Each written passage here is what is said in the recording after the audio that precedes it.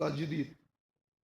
এই জন্য কর্মের দিকে দেখলে এটাই মনে হয়, আমি এটাই মনে করি যে নতুন কোনো মন নিতেছে।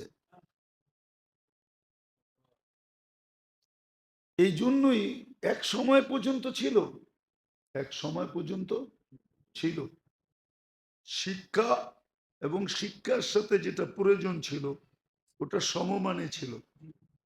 সম সমমানে আমি প্রমাণ দিব আপনাদেরকে, কিন্তু এই মজলিসে তো দেওয়ার দরকার মনে করি না, নাহলে প্রমাণ দিতে পারি। আমাদের যারা মুরব্বী ছিলেন তাবলিগের, সবাই শুধু শিক্ষিত ছিল না, দ্বিতীয় জিনিসটাও সবার ভিতরে ছিল। একটা দিয়ে দেখাই, যিনি তাবলিগ শুরু করেন উনি 3 ভাবে সুরক্ষিত ছিলেন। কয়ভাবে? ওনার কথাগুলা সুরক্ষিত করতেন দুইজন, যে কথা কোনো ডিসব্যালেন্স হইতেছে কিনা। কথার ব্যালেন্স রাখার জন্য দুইজন নির্ধারিত ছিলেন। আপনার নামগুলো লেখা নিয়ে যেতে পারেন, কিন্তু এখন যারা মুরব্বী আছে ওরা বিশ্বাস করবে না, ওরা এটা মানবে না। ওরা মানলে ওগো মুরব্বীগিরি থাকবে না, এই জন্য ওরা মানবে না। আপনি বলেন যে উড়াই দিবে, দূর, কে কইছে এটা, ওরা মানবে না, ওরা মানবে না। না মানার কারণ বলতেছি, মুরব্বীগিরি থাকবে না।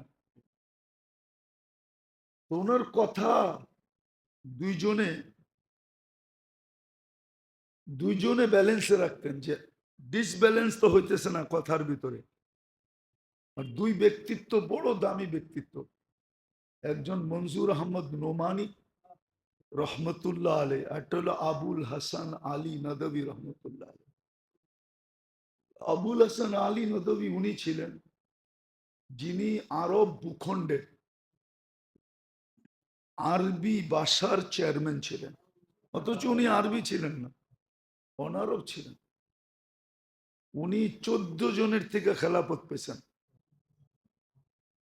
উনি কথাগুলাকে দেখতেন যে ডিসব্যালেন্স তো হইতেছে না। আর ওনার যে কাজটা শুরু করছেন এটাকে 3 জনে দেখতেন, যে কাজটা তো কোনো উল্টা পাল্টা হইতেছে কিনা। একজন মুফতি কেফায়েতুল্লাহ রহমতুল্লাহ আলাইহি, ওনাকে আপনারা চিনবেন না। ফিলিস্তিন এখন দুরবস্থার কারণ শুধু ওনার কথা না মানার কারণে। যখন ইহুদিরা আসে ফিলিস্তিনে, তখন উনি বলছিলেন যে থাকতে দাও বটে, কিন্তু 1 ইঞ্চি জমিন ইহুদিদের কাছে বিক্রি করবে না। বিক্রি করা হারাম ফতুয়া দিছিলেন উনি, বিলকুল হারাম। আর এটা নিয়ে উনি 1, 2, 3 বছর 4 বছর কাজ করছেন, আরবদেরকে বুঝাইতে চেয়েছেন। আরবরা বলছে, একটা শব্দই বলছে, আয়ুফতি আলাইনাল আজম, অনারব আমাদেরকে ফতুয়া শিখাবে। এটা আমরা মানি তো মানি কি করে, কিন্তু আজকে দেওয়ালে মাথা মারতেছে। আমি 15-20 বছর আগের কথা বলতেছি। বড় আলেম, দেওয়ালে মাথা মেরা। এইখানে আসছিল, এইখানে আমাদের এখানে 3 দিন লাগায় গেছে। আমাদের এইখানে এই মসজিদের দোতলায় ছিল। ওরা বলতো মুফতি, আসলে আমরা তখন বুঝি নাই, হায় ওনার কথা যদি মানতাম। এখন স্বীকার করে, মা রাইনা আলিমান কত্তু, এরকম আলেম রয়ে জমিন দেখে নেয়। ইয়া লাইতানা আতানা ফতওয়াতা কিফায়াতুল্লাহ, আফসোস আমরা যদি ফতোয়া কাফায়াতুল্লাহ মানতাম। তো বলছে তোমরা থাকতে দাও বটে, কিন্তু 1 ইঞ্চি জমিন বেচবা না, হারাম। মানে নাই। তো ইলিয়াস রহমতুল্লাহ আলাইহির কাজকে দেখার জন্য প্রথম যেই ব্যক্তি ছিলেন উনি হলেন মুফতি কাফায়াতুল্লাহ সাহেব রহমতুল্লাহ আলাইহি। দ্বিতীয় হলেন সুলাইমান নদভী রহমতুল্লাহ আলাইহি, যিনি আবুল হাসান আলী নদভী রহমতুল্লাহ আলাইহির দাদা। নদওয়াতুল উলামা যিনি বানাইছেন। তৃতীয় ব্যক্তি ছিলেন হুসাইন আহমদ মদনী রহমতুল্লাহ আলাইহি। কাজটা যেন এলোমেলো না হয়। তৃতীয়, ওনার শরীরটাকে সুরক্ষিত রাখার জন্য 3 জন ছিল, যে এই 4টার অঙ্গ প্রত্যঙ্গ যেন উল্টা পাল্টা ব্যবহার না হয়। 1 নম্বর হলো খলিল আহমদ সাহারানপুরি, দ্বিতীয় হলো আব্দুর রহিম রায়পুরি, তৃতীয় হলো জাকারিয়া রহমতুল্লাহ আলাইহি। আপনি নাম লিখে লয়ে যান, আমি কিন্তু নাম বলতেছি।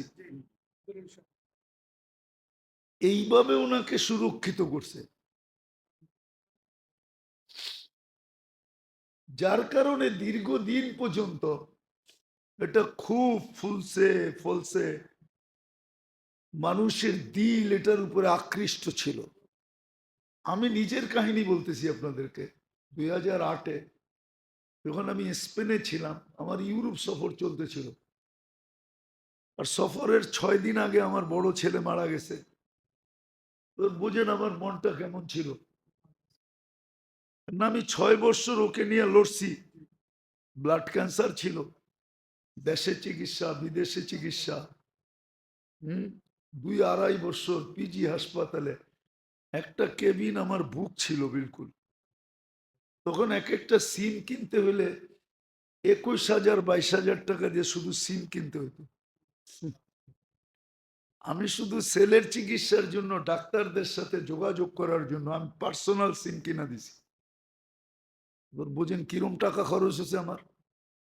ওই ছেলে যখন আমার অ্যাক্সিডেন্ট করে, আমি 6 দিন পরে ইউরোপ চলে যাই। হাজী আব্দুল ওয়াহাব সাহেব রহমতুল্লাহ আলাইহির সাথে আমার সফর চলতেছিল। তখন স্পেনে একটা সমস্যা চলতেছিল। স্পেনে কয়েকজন ব্যক্তির কারণে একটা সমস্যা, একটা গ্রুপের কারণে সমস্যা চলতেছিল। আমরা এল জাবরায় ছিলাম, জাবালে তারেক বিন জিয়াদ, যেটাকে উন্দুলুস বলে, ওই শহরে আমরা ছিলাম। আমরা শিপে যাইতেছিলাম একটা দ্বীপে, এস্তেমা দ্বীপে ছিল। তো দ্বীপ থেকে যখন আমরা ফিরতেছিলাম, নামার পরে পুলিশ আমাদেরকে ঘেরাও করলো, পাসপোর্ট গুলা নিয়ে গেল, এক জায়গায় আমাদেরকে বসায় দিল। আমরা আর কার দিকে তাকামো, আমগো তো আছেই একজন, আর তো কেউ নাই।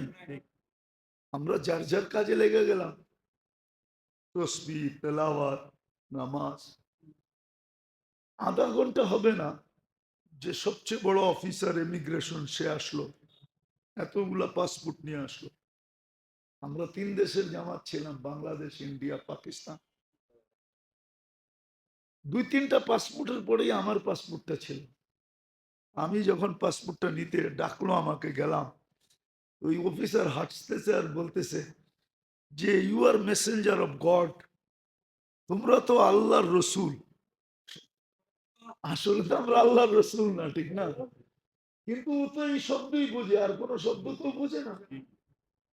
তো ও বলতেছে you are messenger of God, তুই তো আল্লাহর মেসেঞ্জার, তোর পাসপোর্ট রাখে কে? একটা বিজাতির দিলের ভিতরে আমাদের জায়গা কতটুকু ছিল।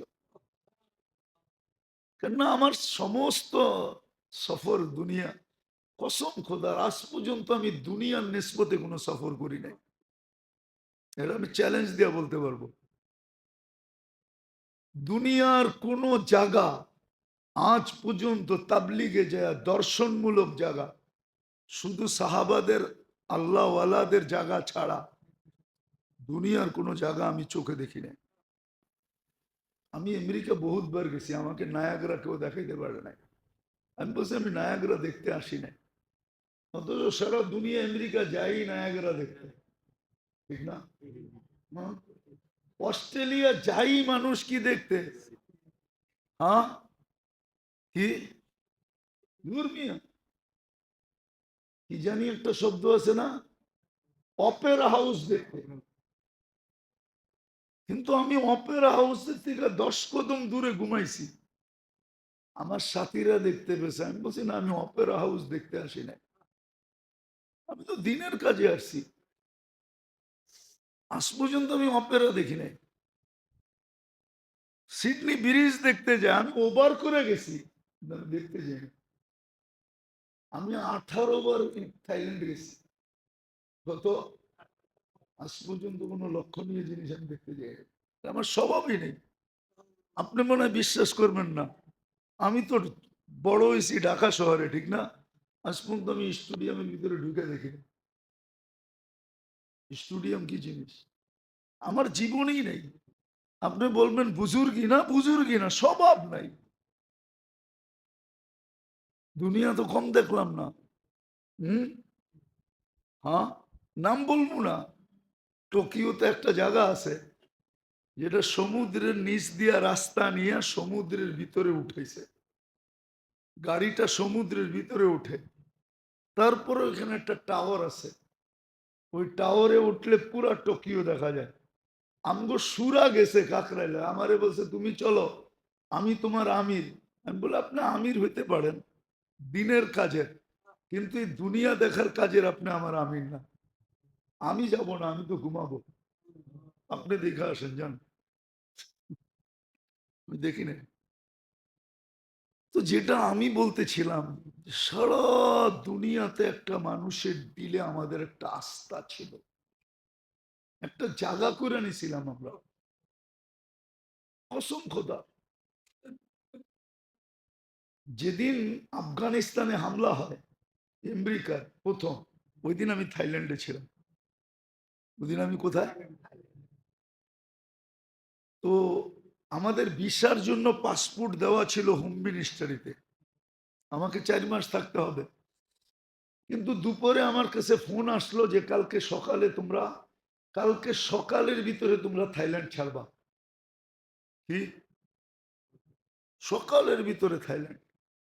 মার্কাজালারা ডাকলো, ভাই এই ফোন আসছে, এই যে চিঠি আসছে, তোমরা রেডি হও। আমি বললাম সকালে না ছাড়বো, এখন তো দুপুর, কালকে সকালে ছাড়বো। তো আপনি এখন কেন আমাকে জোর করে এয়ারপোর্টে পাঠাইতে চাইতেছেন? এখনো তো 24 ঘন্টা রয়ে গেছে, ঠিক না? আমি আমির ছিলাম, আমি সাথীদেরকে বললাম ঠিক আছে, ইন্নার জমিন তো আল্লাহ, ইন্নাল আরদা লিল্লাহ। সকাল পর্যন্ত কি ঘটে দেখা যাবে। তো সকাল হওয়ার আগেই সকালে আবার আরেকটা ফোন আসছে, বলছে তোমরা হোম মিনিস্টারিতে আসো। আমরা গেলাম, যাওয়ার পরে বলল যে কয়দিনের ভিসা চাও? আমরা বললাম 3 মাস থাকবো। যে তোমাদেরকে 6 মাসের ভিসা দিলাম, লাগলে আরো দিব। একটা অবস্থা এরকম ছিল, বিশ্বাস করেন আমার কান্না আসে। আজকে আমি একটু দূরে, সারাদিন প্রোগ্রাম থাকে। আজকেও আমার 4টা প্রোগ্রাম আছে, গতকালকে 4টা ছিল। আমি সকালে ঘুমাইছিও 3 ঘন্টা মাত্র, 7টার থেকে 10টা পর্যন্ত। প্রোগ্রামের কারণে, মাদ্রাসার কারণে আমি একটু দূরে। বর্তমানে মশওয়ারা যাওয়া হয় না, তাবলিগে যাওয়া হয় না, একটু দূরে। না, আমার একা একা কান্না আসে। না, আমি তো 103টা দেশ দেখছি। হুম। কিন্তু আমার কান্না আসে এখন একা একা, কাউকে বলতে পারি না। কান্না বললে সব কেউ মানবে না। মানুষের মেজাজ যখন বিগড়ে যায়, মানুষ যখন বিগড়ে যায়, ওর কাছে সঠিক কথা উল্টা লাগে। দেখেন না, রুচি নষ্ট হয়ে গেলে মিষ্টিরে তিতা কয়। যখন জ্বর হয় প্রচন্ড, মিষ্টি দিলে কি কয়? দূর সরাও, ঠিক না? এখন এদের রুচি নষ্ট হয়ে গেছে, আমার ভালো কত ভালো লাগবে না।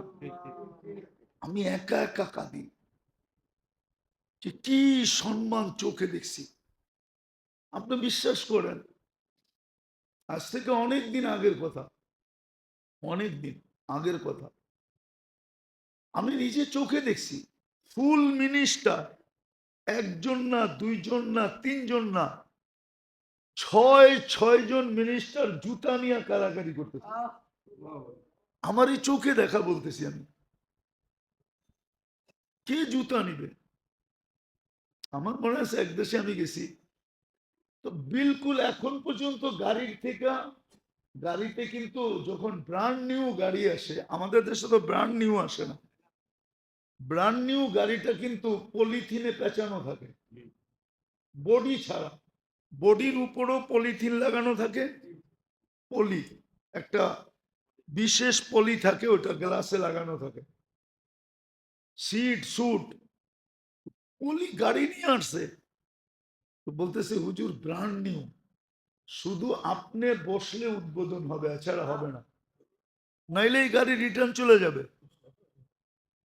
আমার মনে আছে আমি এক দেশে গেছি, আমি একা ছিলাম, একা, গাড়ি আসছে 12টা, আমি কোনটায় বসবো বলেন?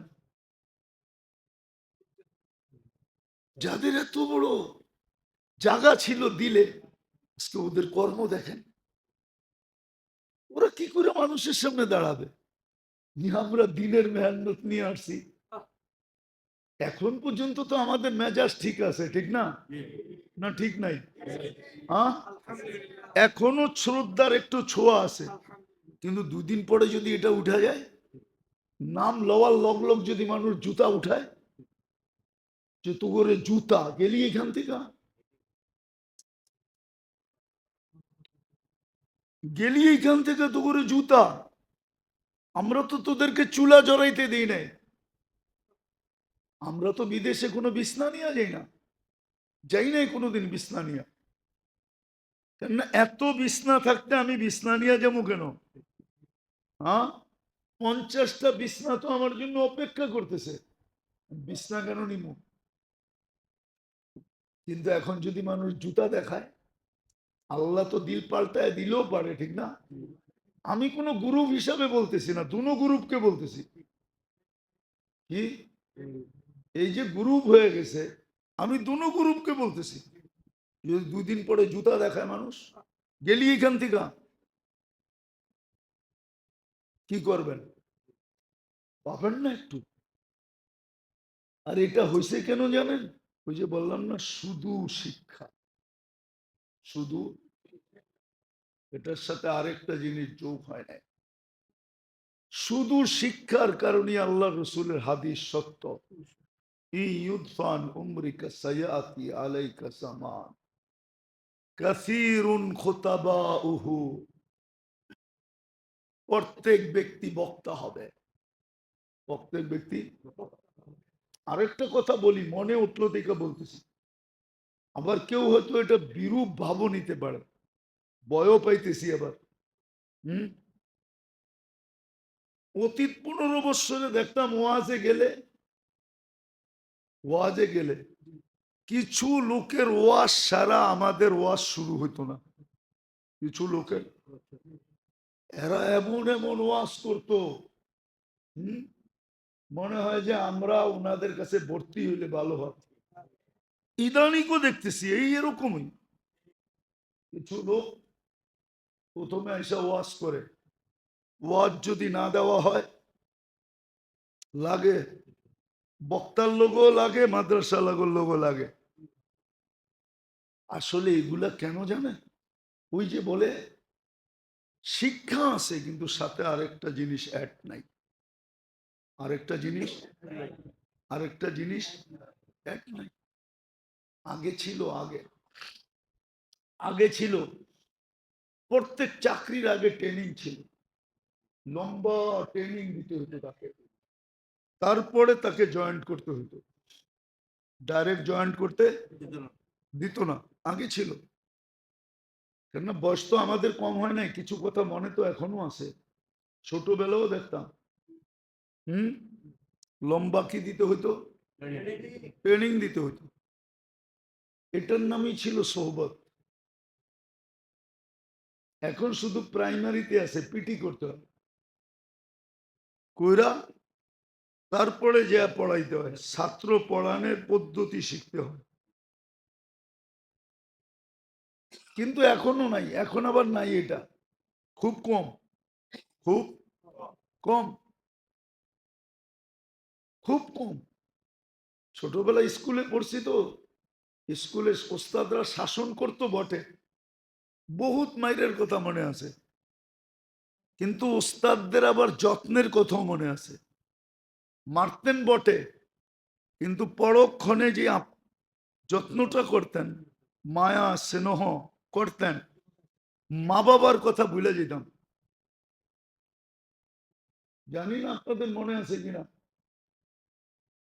ছোটবেলা যখন স্কুলে পড়তাম মারতেন বটে, কিন্তু আদরও করতেন।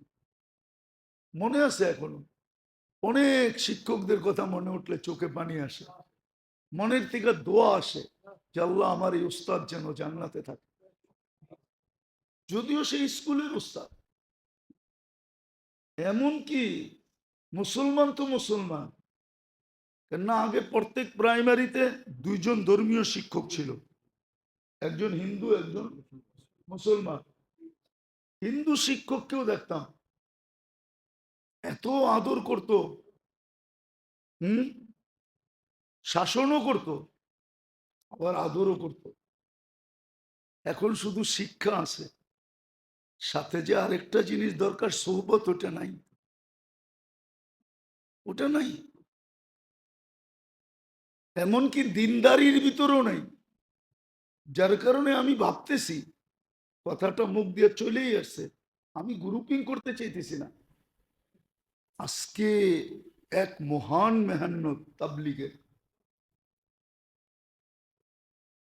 যেইভাবে চলতেছে, যেইভাবে চলতেছে,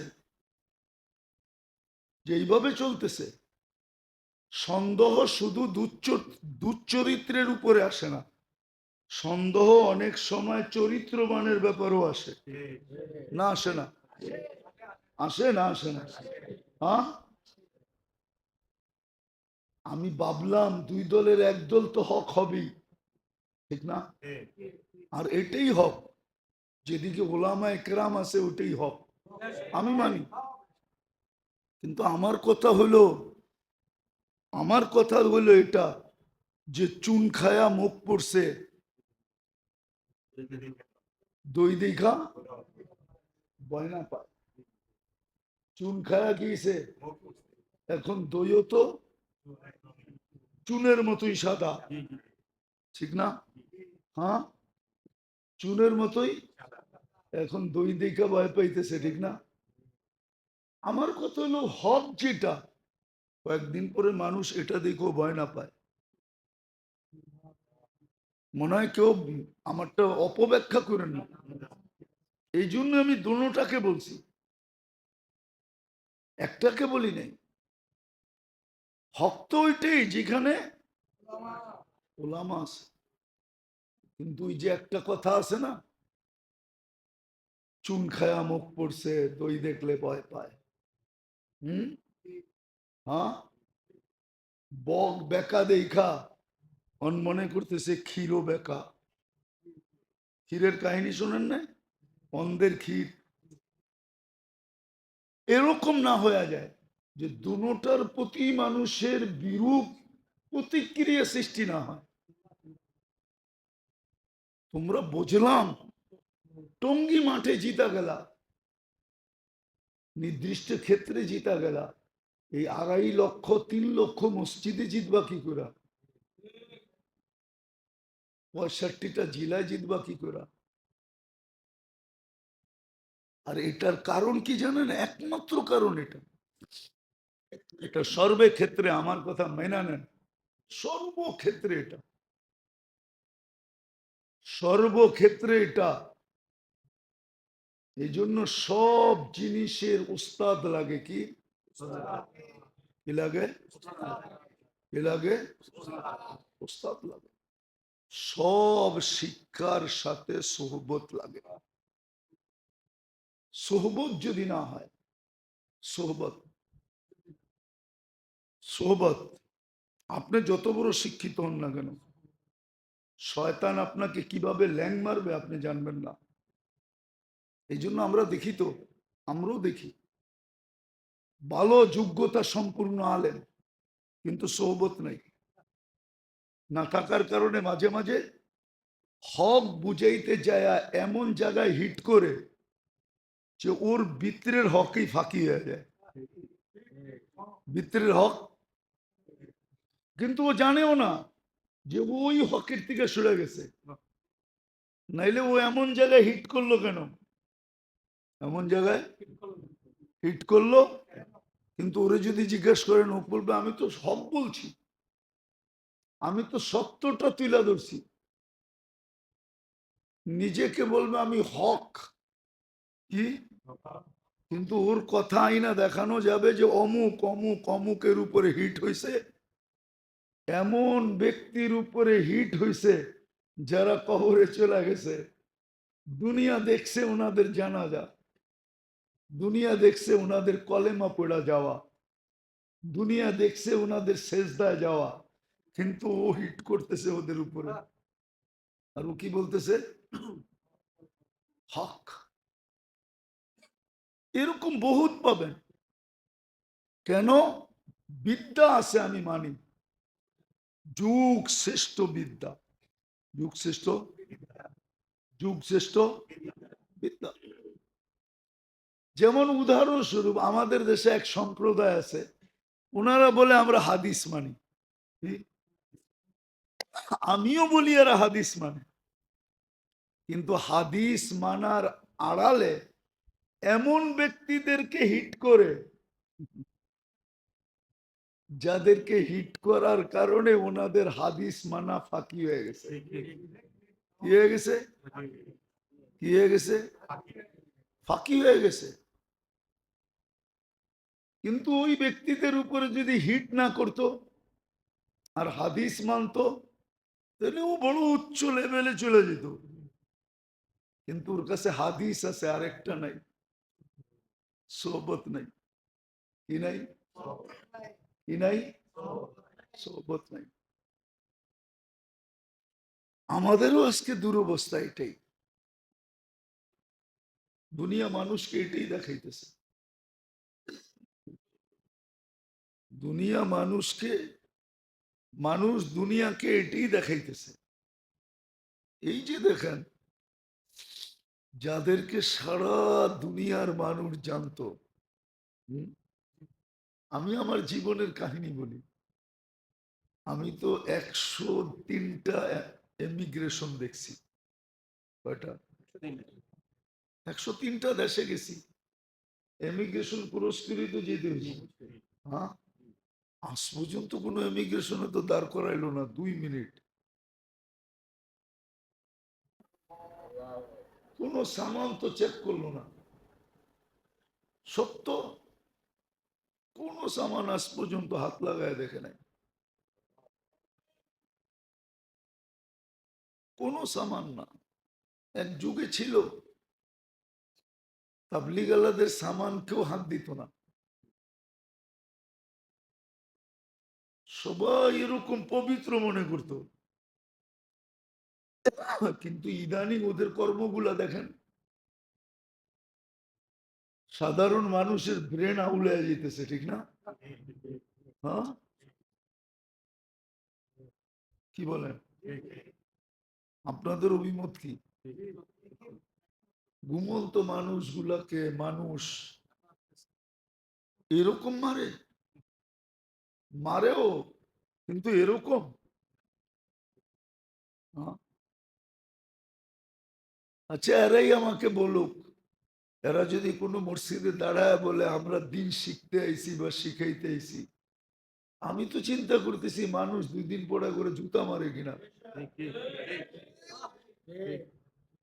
ছাগলের বাচ্চা, তোরা কি দিন শিখবি আর শিখাবি বাইরে থেকে? তবু তো কর্মে বলে না যে তোরা মানুষকে শিখাবি কিছু, শিখবি কিছু। মিডিয়ার যুগ তো, আপনি বলেন, আপনার বিবেক দিয়ে আপনি চিন্তা করেন, আপনি কি বলবেন যে এই কাজ করার পরে তারা মানুষকে কিছু শিখানোর মতো যোগ্যতা রাখে? হ্যাঁ, যারা সারা জীবন স্বৈরাচারী করছে, এরা যদি আইসা বলে যে আমরা কুতুব হয়ে গেছি, আপনারা মানবেন?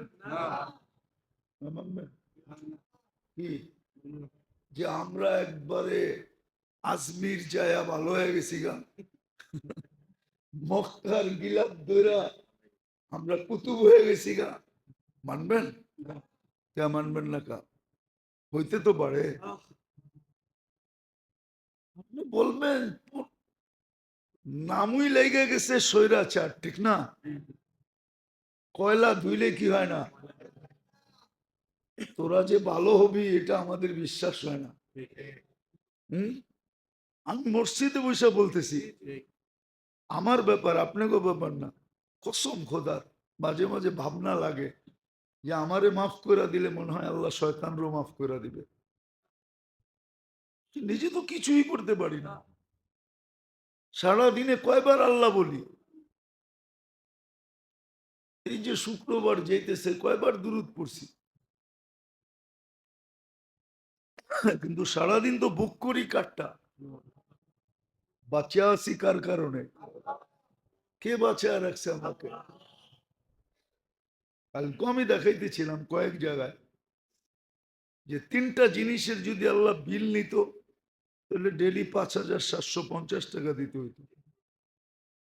অক্সিজেনের বিল 550 টাকা, পার লিটার 1 টাকা, পার শ্বাস 1 পয়সা তো 1600 টাকা, কিডনি ডায়ালিসিসে পার ডায়ালিসিস 100 টাকা, তাহলে ডেলি 3600 টাকা, 5,750 টাকা ডেলি পে করতে হতো। প্রত্যেকে পে করতাম, বাকিটি তো বাদই দিলাম। আমার তো উচিত ছিল ডেলি 5,750 বার কোনো না কোনো আল্লাহর তসবিহ পড়া। মানবতা এটা বলে, আমি তো পড়ি না। আমি আমারটা বলতেছি, আপনাদেরটা না। এই জন্য আমি মসজিদে বসে বলতেছি, কোন আল্লাহ জানে দিলের হাল। আমি বাজে বাজে ভাবি আমারে মাফ করে দিলে মনে হয় শয়তানরও মাফ করে দিবে। জীবনে এরকম গুনাহ আছে। আসলে তালিমের সাথে আরেকটা জিনিস যতক্ষণ পর্যন্ত সংযুক্ত না হবে, শুধু তালিম, শুধু তালিম, শুধু তালিম মানুষের জীবন গড়তে পারে না। এই জন্য একটা জিনিস, রাগ হয়েন না, বুঝার জন্য কিন্তু। হম, দুনিয়াতে যত ফেতনা সৃষ্টি হয়েছে, উল্টা পাল্টা বুদ্ধি আসছে, সব কিন্তু উপদেষ্টাদের পক্ষ থেকে আসছে। কি উপদেষ্টা কি কম শিক্ষিত লোক হয়? হ্যাঁ, কি কেউ না কেউ বুদ্ধি দিছে, চালা গুলি, ঠিক না? হ্যাঁ, আমি কোন পক্ষ ঠক্ক না, আপনাদেরকে কথাটা বুঝানোর জন্য, ঠিক আছে? হুম, দেখি আপনারা একমত হন কিনা। বলবো আবার কালার দিয়ে দিবেন না তো? হ্যাঁ, না ইসলামপুর তো কালারের জায়গা, আর বাদামতলি তো বাদামতলি, ঠিক না? হ্যাঁ, তো কালার দিয়েন না, বুঝার জন্য, ঠিক না? অতীত 15 বৎসর চাকরি তো ওদেরকেই দিছে যারা নিজস্ব লোক, ঠিক না? এছাড়া তো কেউ দেয় না। হ্যাঁ, ছাত্ররা যখন কোটা আন্দোলন শুরু করছে তো বললেই তো হয়তো মাইনা নিছি, কোর্টারে বলতো রায় দিয়া দাও, কি করবো এটা তো মনে মনে, ঠিক না? কাহিনী শেষ, ঠিক না? কিন্তু আসলে তো প্রবাদ বাক্যই সত্য, পতন যখন আসে গনাইয়া, আক্কল বুদ্ধি জ্ঞান সব যায় হারাইয়া, ঠিক না? সব হারায় গেছে, ঠিক না? হম, সমাধান তো ছিল 2 কথা, মনে মনে তো আছেই, ঠিক না? সত্য তো, হ্যাঁ, কিন্তু আসলে পতন যখন আসে গনাইয়া, সব হারায় যায়, ঠিক না? ছোট জিনিস কত বড় হয়ে গেল, কেন আল্লাহ মুক্ত করবে এই জন্যই গেমটা আল্লাহই খেলছে, ঠিক না? গেমটা আল্লাহই সাজায় দিছে, মেসি খালি টাচ করে দিছে, ঠিক না? মেসির কিন্তু গোল দিতে পারে না, ওরে গোল বানায় দিতে হয়। মনে হয় জানেন না আপনারা, এগুলা খেলাগুলা খেলেন নাই তো কোত্থেকে জানবেন? হম, ওরে গেম বানায় দিতে হয়।